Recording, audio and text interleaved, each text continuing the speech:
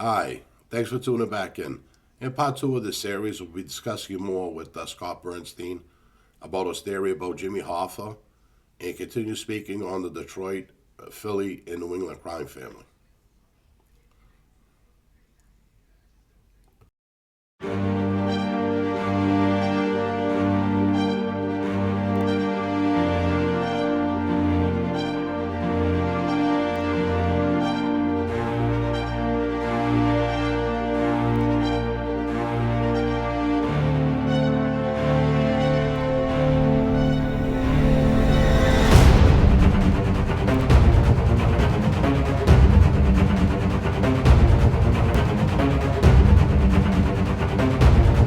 And to me, like, I didn't bother, you know.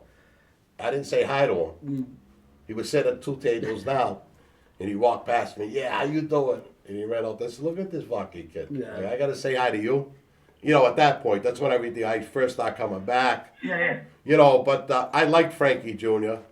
The few times that I was around him and talked with him. But yeah, Frankie was a wahoo. Yeah. Yeah. Yeah. That's what we call guys like that, you know. I never seen eye to eye to him. Frankie because he Jr. was, married yeah. To the family with the murder case. Yeah. So he came after me a couple of times, Yeah. unsuccessfully, of course. Yeah. But I like Frankie. But You know, he had a some of the people I've spoken to, Paul, I don't know if you know, and the audience, I'm not sure if they know, I don't have a huge tie-in to New England, but I have a small tie-in to New England that a pretty sizable chunk of my mom's family is from the Boston, Providence area. Yep. So I spent my life going up there, and have some family members that are in the Stadies. So I've spent a lot of time there. I can't claim that I'm a born and bred New Englander, but I have more ties there than I do to a lot of the parts of the country. But some of the people that I spoke to when I was doing all my research for it was going to be called the Cadillac Dons, the name of the book. Wow. Some of the people that I was talking to were like, Frankie Boy, meaning Frank Salemi Jr. Yeah. was taking a lot of liberties with his dad's name when his dad was locked up. And I know one incident was with Ralphie Chong's brother, Joe Black. Joe Black? Where he had scammed Joe Black out of some type of marijuana deal of some sort. And and then I think Paulie knows the story. Yeah, Paulie knows that Flemmy, story. and then Flemmy had to go and smooth it over because Joe Black wanted to clip Frankie Boy. Yeah. Yeah. Well, it was after I got made, but they ended up making Joe Black. They Yeah, made I Joe know. Black. Yeah. Yeah, he got his butt. They made him late. You don't think he was made at that point? No, they made him. He wasn't made in the 80s. Before I went away, he got made in about 99, maybe. Oh wow. Yeah. Ralphie, I think it was right after. Ralphie was Ralphie was probably made back in the 60s. Yeah. No. Well, listen, Ralphie Young? when I was coming around my father, we were hanging in the Bellinopoli in the North End, which was owned by Johnny Ciccardi, and Ralphie He Chong. just died. He just died, by the way. He All just right. died. Yeah, he just died too. And I was around Ralphie and Johnny a lot. I really looked up to Ralphie Chong and to Johnny, and they were on Larry Bione's crew. Right. You know the whole structure. Mm-hmm. And I was around Ralphie a lot. And I think when Ralphie took off, Joe Black might have been taking care of him. I don't know. But then Ralphie ended up coming back in the late 90s, turning himself in when he was on the run from that pinch in the 80s. Yep. Yeah. And Joe Black was around. And I know that Joe Black and three other guys got made, I think in 99 it was. Joe Black was one of them. Yeah. Louis made him. Louis made him, yeah. Louis still alive. I don't know how. I thought he was Sounds dead. I did a happy. show because I talked to somebody. I thought Louis was dead. And they said, no, he lives in Florida. You don't know what you're talking He was about. like 96, 97. Yeah, I just assumed he was dead, but he retired. He went to Florida. Yeah, he's sharp, man. I mean, I don't know now, but Yeah. before I talked to a lot of people that were like, Yeah. You couldn't get anything past him. Well, me and Lou, we weren't really friends. So, not really friends. Yeah, you didn't get along. You know. And then what I did, well, there was a lot of patriarchs I grew up with that were around me. We were working together. You know, even when I became a cop in the Philly mob, it took, straightened my crew out up there. A lot of guys didn't like it, but they didn't have the strength to stop me. You know, and Louis was just sitting down there. There was tension between Providence and Boston. No. You know, the family was in disarray for a little while with the war in the 90s. Yeah. Then that simmered down. I ended up going to the Philly family. I got straightened out in Philly. I made a capo and came back. I straightened out my guys up here. And that was the Boston faction of the Bruno family. And you got to remember, there was a sitting family here, the Patriarchas, for years. Right. You know, and the black can't hear before them. No one ever did what I did before. Yeah. And I took another faction up here. It was creating my own family. Yeah. You know? And, Louis didn't like it. Sent him quite a few messages. I don't. Again, I don't have a problem saying it because I can back it up, and I've written about it. So I've reported in the last handful of years that the regime that you created, or some type of iteration of that regime, is now back up and running to a degree. Oh, there's a crew. Guys I made, they're still up here. Yeah. So You know? I know Westerly, Rhode Island is a place that I've heard that they frequent. They frequent there to meet some of the Philly guys, I guess. Yeah. It's like their halfway point. Yeah. But it's never going to be like it was in the 90s when I was on the street. Well, it's not, hey man, there's. It's over everywhere. If anyone can speak to it, you guys can. I'm sure people have been saying for years and years, "Oh, we'll never be the same as it was." But literally, because of technology, because of the government, and the oversight that they can have over individuals at this point, and businesses, and there's cameras everywhere now. Yeah. It really is. The 90s was really the last vestige of organized crime being able to operate in the way that it was at that point. And That's right. And it's like BC AD. Yeah. Exactly. You get into the 2000s, it's a whole different ball game, and obviously organizations evolve and reshape and metamorphosize, and I think there will always be some form of organized crime in society because there will always be people that need vice, and there'll always be people willing to provide vice. But I don't think you'll ever see the mob in America, at least, functioning at the capacity that it was, in the 80s and 90s, and then before. But even at that point, it was a kind of a shadow a little bit of the way it had been operating in the 50s and 60s. Yeah. It was to a point, but we were still doing the same things, not on the biggest scale. We actually warred in Boston in the 90s, in Philadelphia in the early 90s, and even the Colombo family in New York. Mm-hmm. We were still out there. The families were still together, We got away with a lot of things. Well, we didn't. We all ended up getting pinched and doing our thing, but the way we operated was like the Wild West, from here to New York to Philly. And then on the other side of the pendulum is here in Detroit, where you've had, I would say more than half, if not 3/4 of the family gone.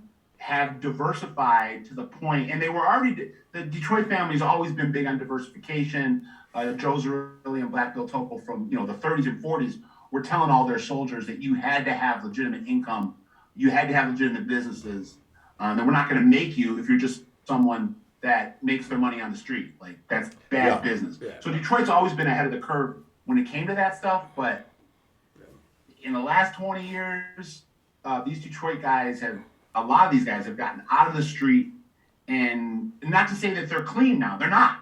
They're just doing what they were doing on the street. They're now doing it on the internet, and in the boardrooms. Yeah, well, see, it's just, they have to, Yeah. what do you call it? What's the word I'm looking for? Well, I lost the word. staying up. They with have the- to evolve Yeah. with the world right now. I mean, this is what they have to do. They got to keep moving forward. Because if they don't, I mean, listen, the streets up here in Boston, there's still young kids. They're out there. They're selling drugs. They're doing this. They're doing that. That shouldn't be for mob guys anymore. Yeah. You know? No, there's in Detroit. There's still a street faction. There's still guys like that are doing that business. I'm just saying, Yeah. it's probably 20% Oh, that's yeah. of the entire Exactly. organization, if not less.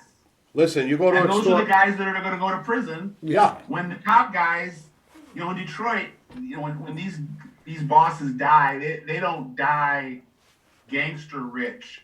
They die corporate rich. Yeah.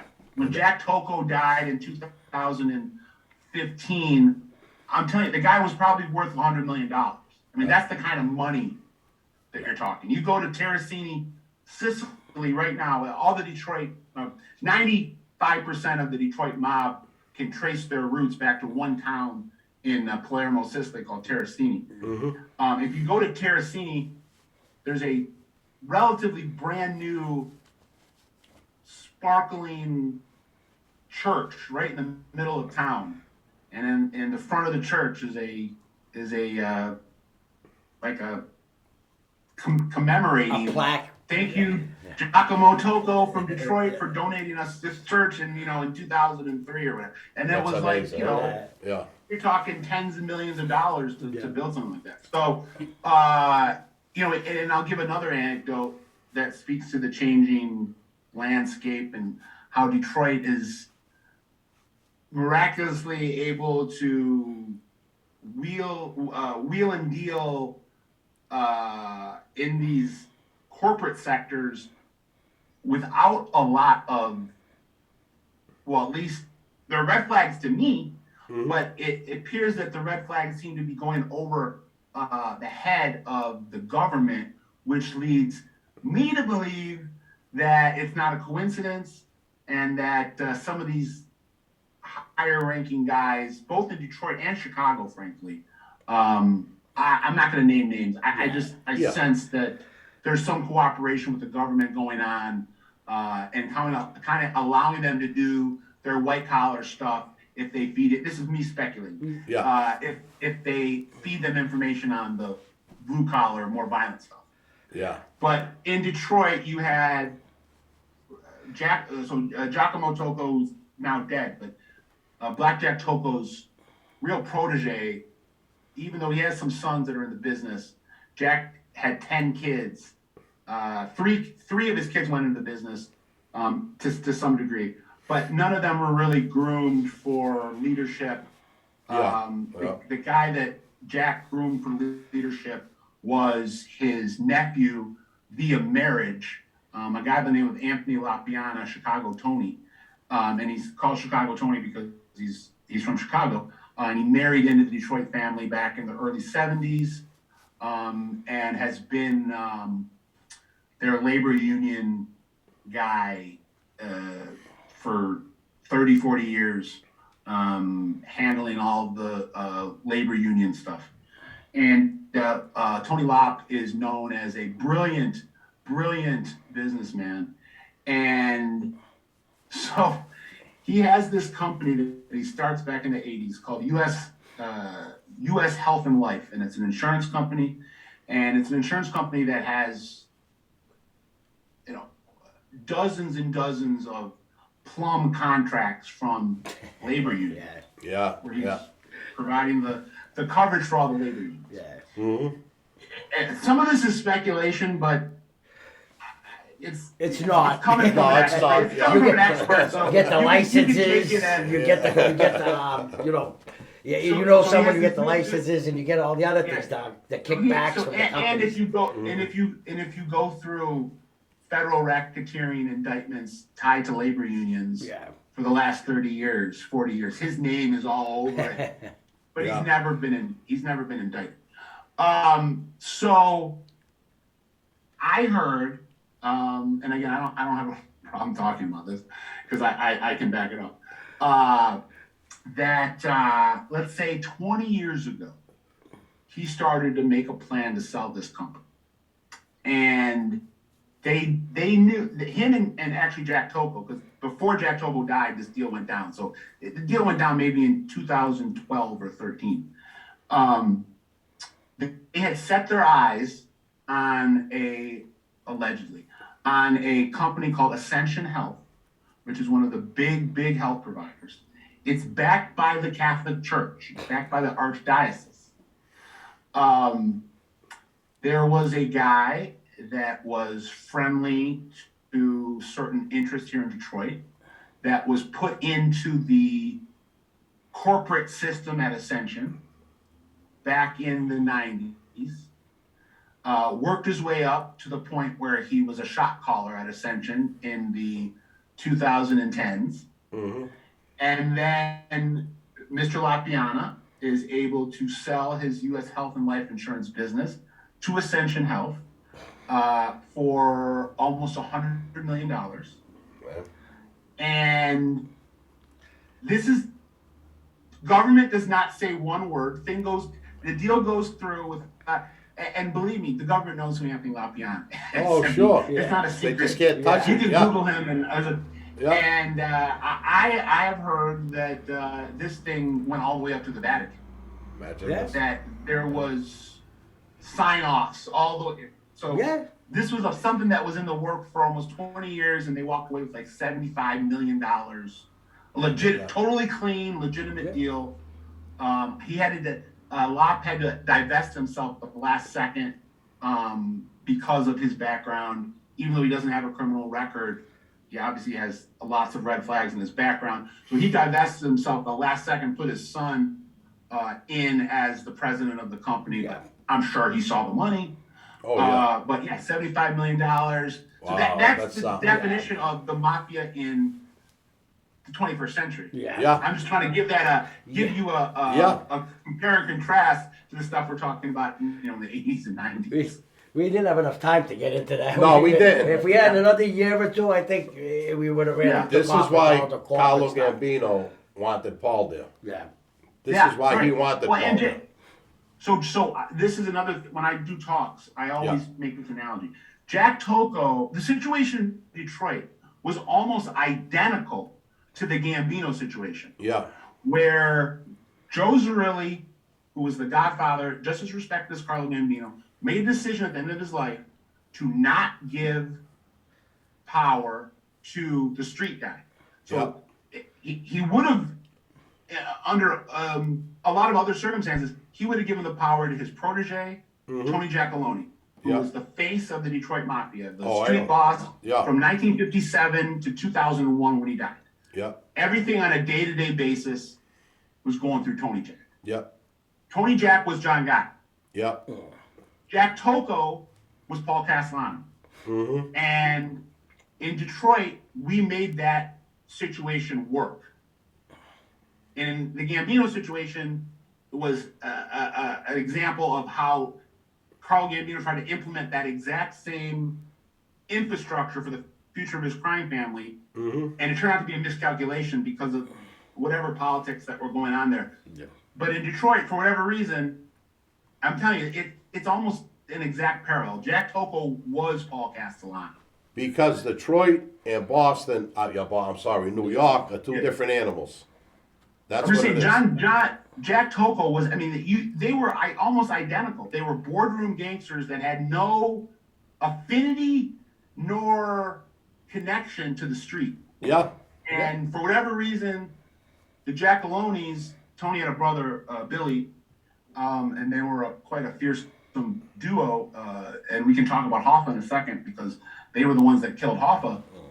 And so Jack Tocco was involved in that as well from a conspiratorial angle where he was him and Joe Zerilli were calling shots, in terms of the conspiracy. But in terms of the boots on the ground, it was the Giacalones.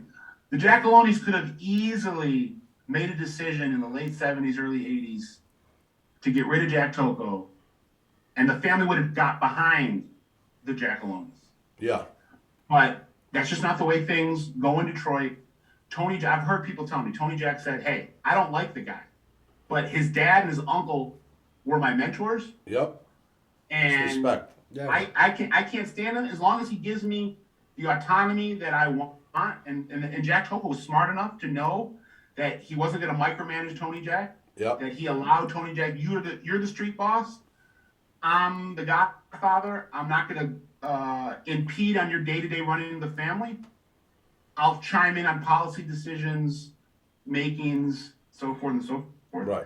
And they were able to make that They made it work. arrangement work. Wow. But I'm telling you, Tony Giacalone and Jack Tocco hated each other, maybe not as much as John Gotti and Paul Castellano, but there was no love lost between those two, and they made that arrangement work. Yeah. Well, La Cosa Nostra, the arrangement is supposed to work. Yeah. And John Gotti broke that. And thank God. But just like it with happened. Gotti and Castellano, the dynamic was Gotti looked up at Castellano and said, you don't have any respect. You don't have any respect for the rank and file. We Yeah. make it so you can sit up there in your White House and act like you're a head of state. And in return, Castellano looked down at guys like Gotti and said, they're knuckle draggers. That's the what- problem. That was the problem. The mob is in the boardroom. Yeah. Yeah. That was the problem. Yeah. Yeah. No, you're right. And it's actually just the anniversary of that gangland assassination was Sparks Day. So Sparks, yeah, yeah. it was a few days ago. December 16th. Yeah. Now before we go, because Yep, 1 my hour. producer said we did over an hour so far, Scott, which is great. Well, you want to do just a quick 10 minutes on Hoffa? Yeah, I want to do 10 minutes and then I want to talk a little about Philly too. But let's do Hoffa. Yeah, well, so we're about to have another day. It's going to be in New Jersey. There's a U.S. federal judge, U.S. district judge has signed a search warrant, and it's in,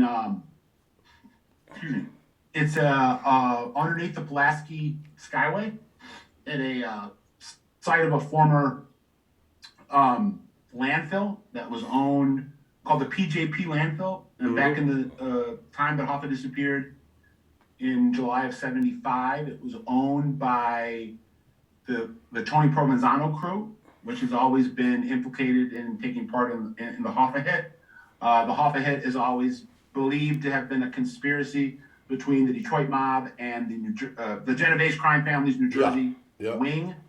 Hoffa went missing on July 30th, 1975, on his way to a sit-down with Tony Giacalone, who we were just talking about, and then Tony Provenzano, who was capo in New Jersey for the Genovese crime family and also a huge labor union racketeer.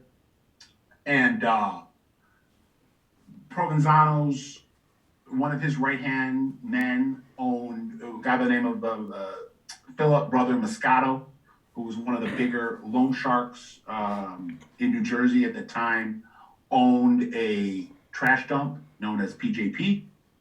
And the feds were actually getting tipped off that Hoffa was buried on PJP property back in the earliest parts of the investigation. They went and searched PJP in like November of '75, I think.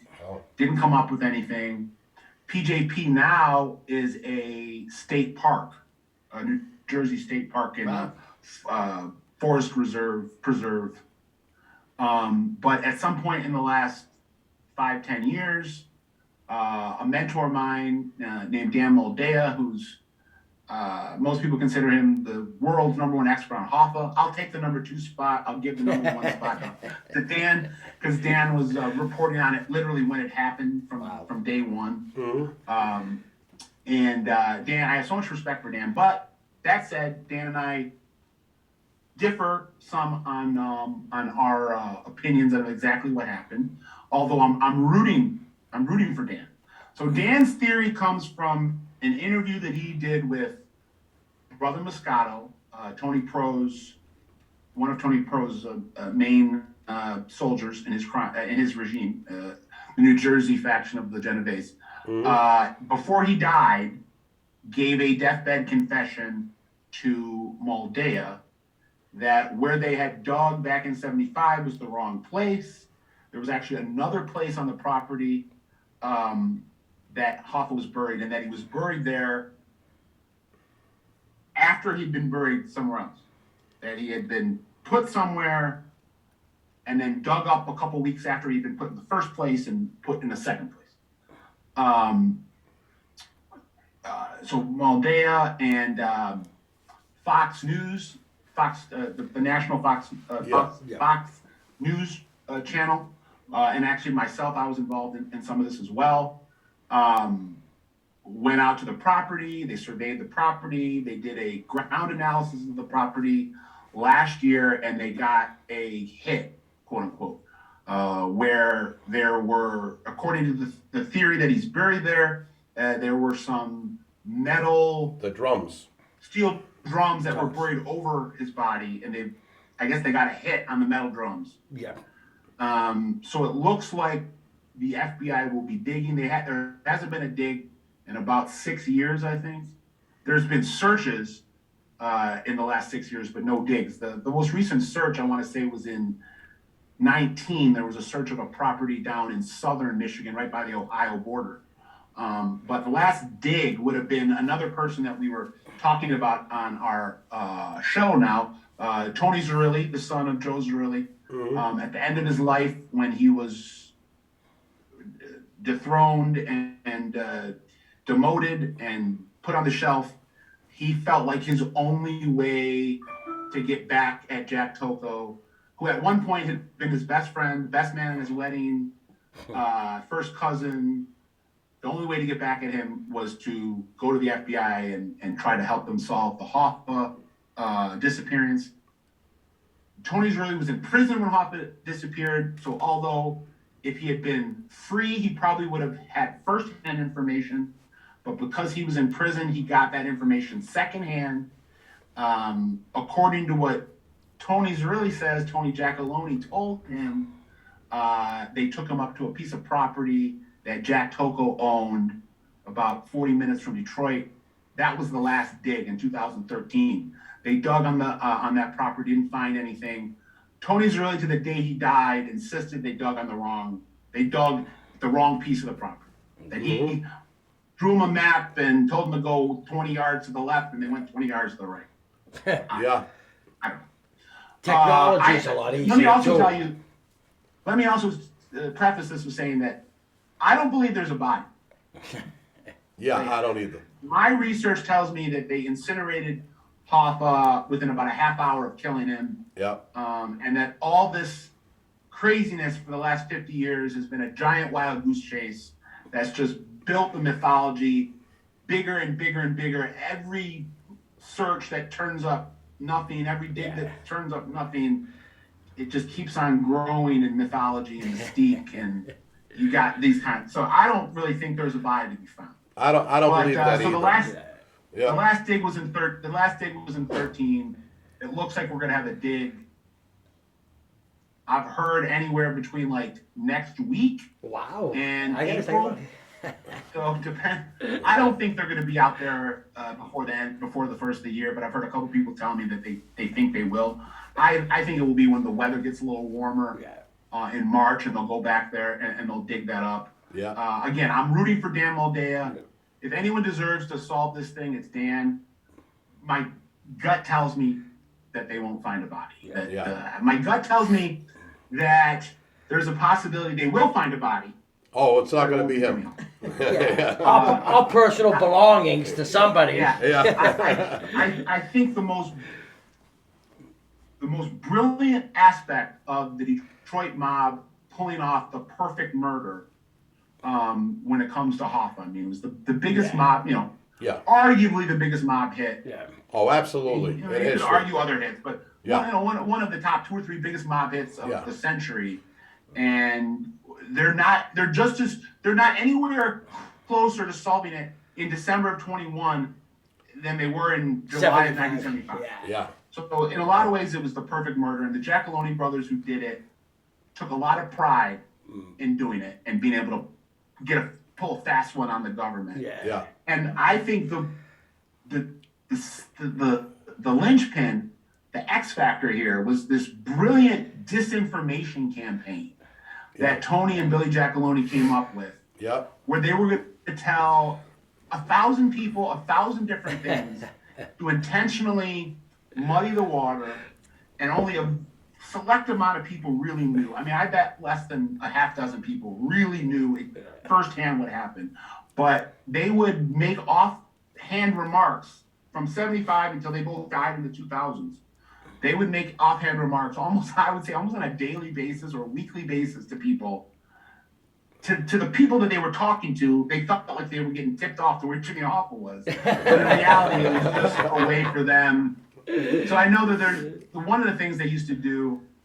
There's the signature part of the Detroit skyline is this building called the Renaissance Center, and it was being built when Jimmy Hoffa disappeared. And there's always been rumors that Hoffa's in the foundation of the Renaissance Oh, yeah, he's in Center. the concrete. Yeah, we heard that. Yeah. Right. Stadium. So whenever, Yeah. and there's a lot of business is in that building. So there's a lot of reasons that you'd be going there. Mhm. So whenever the Giacalonis were at the Renaissance Center, whenever they'd be walking into the building, they'd turn to the people they were with and be like, "Hey, say good morning to Jimmy." Leaving, they'd be like, "Say good night to Jimmy." And you say That's I great. busted. Yeah, You say that's I great. busted I all like the that. time. Good. Oh, wow, this So show. we'll see. You know, I think that. I'm excited about that. Yeah. I think most likely. So part of Yeah. the disinformation campaign, I could see Billy and Tony taking somebody that they had buried somewhere and putting it into a drum and calling Tony Pro and be like, "Hey, Pro, we're sending Hoffa's body down there," to make Tony Pro really think he was burying Hoffa's body, and in fact, it's a different body. It could Yeah. be. That's just me Yeah. speculating. It But could be. They'll know fast with the ground penetrating radar Oh, now. they'll know, It's not yeah, even they'll like find they that gotta right dig away. anymore. Yeah, They got yeah. that ground penetrating Yeah. radar. I personally think the Tony Pro angle of the Hoffa thing is the most overrated aspect of the case. Everyone tries to make it a Tony Pro thing, and really, the only reason that Tony Pro played a role in this was that he served as a carrot to the rabbit that was Hoffa. Yeah. Pro was there to draw Hoffa into the open, to give Hoffa a reason to go to a meeting, but the belief that was perpetuated by the film The Irishman and has been perpetuated by Yeah. so many authors and reporters that Tony Pro was a shot caller, or that Tony Pro was the person that ordered Hoffa murdered, or any of that. He was a red herring. He was someone that was used as a smokescreen. Yeah. If Tony Pro wanted to kill Hoffa for 7 years before Hoffa was killed. If it was up to Tony Pro, he would have killed him in 1971, the first second he walked out of jail. Mm-hmm. So the decision was way, way above Tony Pro's. Oh, yeah. Yeah. That had to come down Detroit, New York, and that was it. Yeah. But so Philly, for anyone that's a fan of reading about Philly, I'm really proud of my Mafia Prince book that I wrote with Phil Leonetti, who was so I wrote about the era before Bob and Paulie. My book called Mafia Prince is all about the Philadelphia crime family in the 60s, 70s, and 80s, told by, at that time, or in the 80s, the underboss of the family, Crazy Phil Leonetti, who was Nicky Scarfo, who was the boss, his nephew and underboss.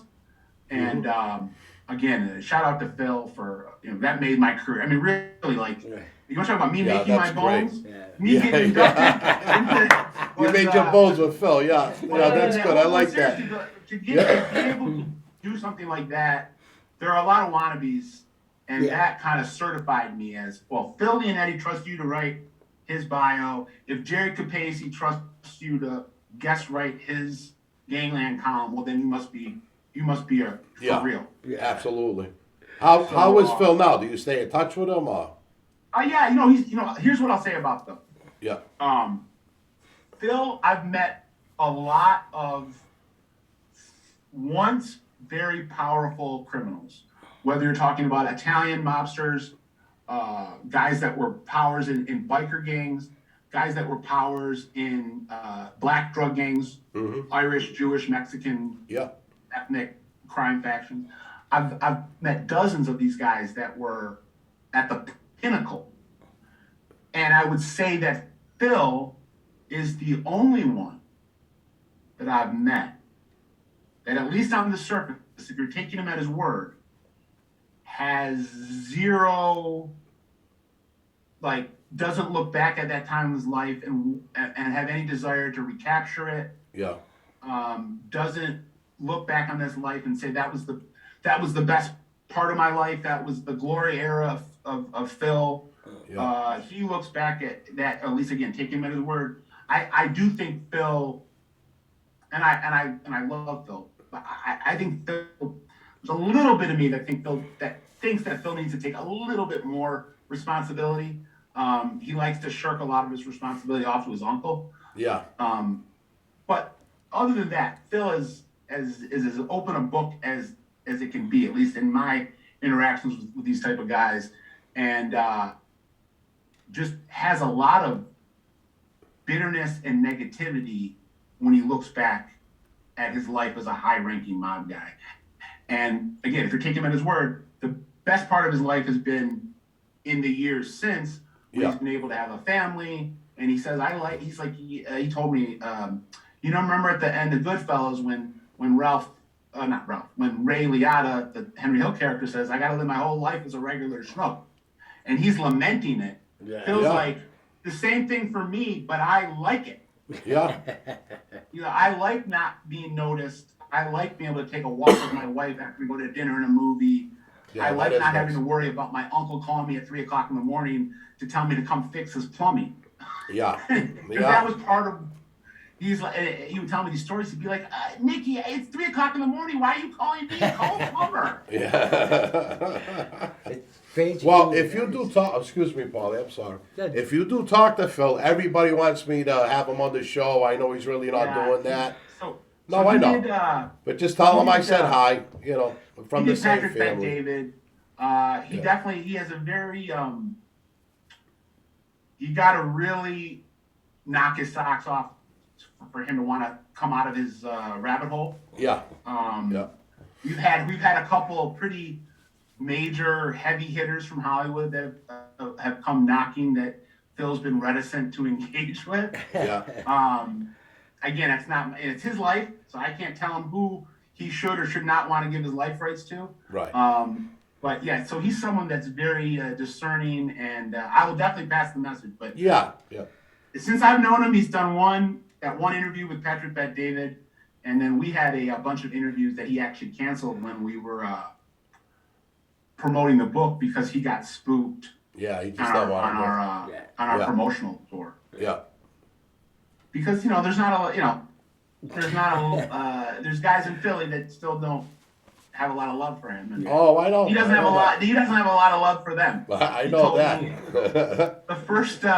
my first meeting with him was literally about a week before Joey Merlino was walking out of prison. So it was 2011. Maybe it was either late January, early February. And I said to him, it was the first like 10 minutes that I was with him. And we were having a drink, and I said something. He said, you know that your buddy Joey's walking out of prison next week or something. And he's like, yeah, if I could, I'd meet him at the prison gate and put 2 in the back of his head. Oh. No. And then I was like, oh, there's the crazy Phil. Yeah, so that's like, no. Oh my God. Listen, let me tell you, Scott, thank you so much for coming on the show tonight. Paulie, Thank you so much. what a great show. What information we learned tonight. It's really good. We want to have you back on again. Yeah, and I think I can't give too much away, but I got a couple things in the frying pan right now in terms of platform building and having someone that we've talked about. I'm not going to go too in detail, but someone that we mentioned on in this last 90 minutes, being involved in it. There could be some opportunities for all of us. So. Let us know, Scott. We're here. We're looking to build.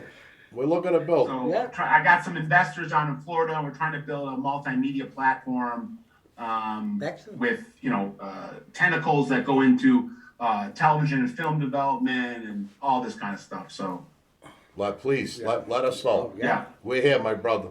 All right. Thanks, guys. Thank you so much. Thank you Thanks, so Paul. much. Great meeting man. you. All right. Awesome, man. Have a good Christmas and Oh, New Year's. Definitely have a great Christmas. I know you're Too. Jewish, but Christmas is still Christmas. Have a great Happy I Hanukkah. live with my fiance and her family, and they're Catholic. We all. There we go.